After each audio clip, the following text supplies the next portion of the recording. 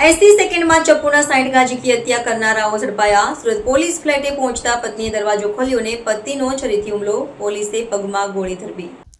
સુરતમાં 1 ઓગસ્ટની મોડી રાત્રે 12:30 વાગ્યાની આસપાસ લીંબાયત વિસ્તારમાં કાપડ દલાલ આલોક અગ્રવાલની 60થી વધુ ચપ્પુમાં ઘા મારી હત્યા કરવામાં આવી હતી. 3 હત્યારાઓએ 3 ચપ્પુ વડે 80 સેકન્ડમાં 60થી વધુ ઘા ઝીંકી મોતને ઘાટ ઉતાર્યા હતા. ત્યારે આ મામલે સુરત પોલીસે સોપારી આપનાર અશફાક નામના મુખ્ય આરોપીની ધરપકડ કરી છે. પોલીસે અત્યાર સુધીમાં કુલ 6 આરોપીની ધરપકડ કરી છે. પોલીસની ટીમ જ્યારે અશફાકને પકડવા ફ્લેટ પર પહોંચી હતી ત્યારે આરોપીની પત્નીએ દરવાજો ખોલતા જ આરોપીએ પોલીસ પર ચપ્પુ વડે હુમલો કર્યો હતો. જોકે પોલીસે પોતાના બચાવમાં આરોપી પર ફાયરિંગ કર્યું હતું અને આ ઘટનામાં આરોપીના પગમાં ઈજા થતાં તેને હોસ્પિટલ સારવાર કરવા બાદ સુરત લાવવામાં આવ્યા હતા. પોલીસ તપાસમાં સામે આવ્યું છે કે આ હત્યા અંગત અદાવતનું પરિણામ હતું. મૃતક આલોક અગ્રવાલનો અશફાક નામના યુવક સાથે પહેલા ઝઘડો થયો હતો. ઝઘડા દરમિયાન આલોકે અશફાકને તમાચો માર્યો હતો. એટલે આ ઝઘડાનો બદલો લેવા અશફાકે તેના મિત્રે આલોકની હત્યા કરવામાં સોપારી આપી હતી. ક્રૂર હત્યા સાથે હત્યારોએ આલોક અગ્રવાલની આંગળીઓ પણ કાપી નાખી હતી. પોલીસ દ્વારા ઝડપાયેલા આરોપીની પૂછપરછ આ ઘટનાસ્પદ થયો હતો. તારીખ 2 ઓગસ્ટ 2025ના રોજ લિંબાયત વિસ્તારમાં એક આલોક અગ્રવાલ નામના ઈસમની ચપ્પુના ઘણા બધા ઘા મારી ક્રૂરતાપૂર્વક હત્યા કરવામાં આવી હતી. આ બાબતે Surat crime branch, local police, Limbayat police, zone 2 સાહેબના LCB વગેરે દ્વારા આ કેસને ગંભીરતાપૂર્વક તપાસ કરી રહેવામાં આવ્યો હતો.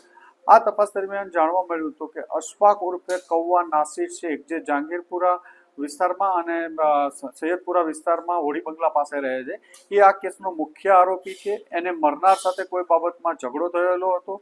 આ ઝઘડાના અનુસંધાને તેણે બીજા 4 લોકોને એને ક્રૂરતાપૂર્વક મારી નાખવા માટે સોપારી આપી હતી અને એમના આંગળા કાપી નાખવા સુધીની પણ વાત કરેલી હતી. આ તપાસ દરમિયાન અન્ય 5 આરોપીઓ અબરાર ઉર્ફે લસ્સી મોહમ્મદ શેખ, હતપકસિંહ, ભગવાન સ્વાય, રમજાન પાડો અને અફસર ઉર્ફે બોકાની અગાઉ 5 લોકોની આ કેસમાં ધરપકડ થયેલી હતી.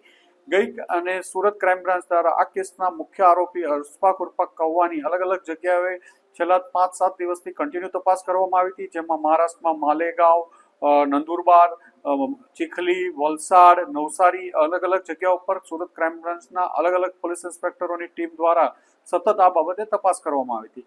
ગઈકાલે ક્રાઇમ બ્રાન્ચના પોલીસ ઇન્સ્પેક્ટર જૈન ગૌસ્વામીને એક બાતમી મળી હતી કે આ કેસનો મુખ્ય આરોપી અશફાક છે એ વાપી, વલસાડ અથવા સેલવાસ વિસ્તારમાં ફરી રહ્યો છે અને ત્યાંથી એ ફરીથી ક્યાંક દૂર બીજા રાજ્યમાં ભાગવાની તૈયારીમાં છે. આ બાતમી આધારે ક્રાઇમ બ્રાન્ચની એક ટીમ 4 માણસોને લઈને જૈન ગૌસ્વામી તરત રવાના થયેલા હતા અને સેલવાસની વિસ્તારમાં પેટ્રોલિંગ કરતા હતા. ત્યારે એમને એક સ્પેસિફિક લેટ નાઇટ માહિતી મળી કે વલસાડમાં વાપી વિસ્તારના ડુંગરા પોલીસ સ્ટેશનની હદમાં એક અમન પાર્ક સોસાયટી છે. એ અમન પાર્ક સોસાયટીના 6ઠા માળે આ માણસ એક ફ્લેટમાં 604 નંબરના ફ્લેટમાં છે. ક્રાઇમ બ્રાન્ચની ટીમ દ્વારા સમય બગાડ્યા સિવાય તરત જ આ જગ્યા ઉપર પહોંચી અને દરવાજો નોક કરતા એક ઇસમ દ્વારા દરવાજો ખોલવામાં આવ્યો હતો. એનું નામ સાજિદ ઉર્ફે શાહરૂખ પણ કહે છે. એની પૂછપરછ દરમિયાન કોઈ ઇસમ અંદર છે કે નહીં તો એણે કંઈ જવાબ ન આપ્યો.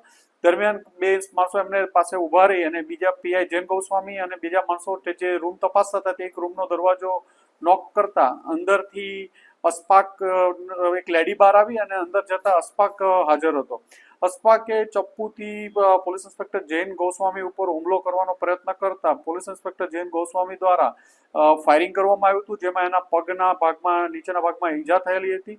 પોલીસ દ્વારા તુરંત જ 108ને બોલાવવામાં આવી અને એ સાથે 108ને આવતા એ પહેલા જ પોલીસની ટીમ દ્વારા એને હોસ્પિટલ લઈ જવામાં આવ્યો હતો. ત્યાં એને ગંભીર ઈજાઓ પણ થયેલી છે અને તેને એક્સરે વગેરે દ્વારા ડિસ્ચાર્જ કરાવીને આજ ક્રાઇમ બ્રાન્ચ ખાતે લાવવામાં આવ્યા છે અને આગળ વધુ તપાસ માટે એને લિંબાયત પોલીસ સ્ટેશન સોંપવાની કાર્યવાહી કરવામાં આવી.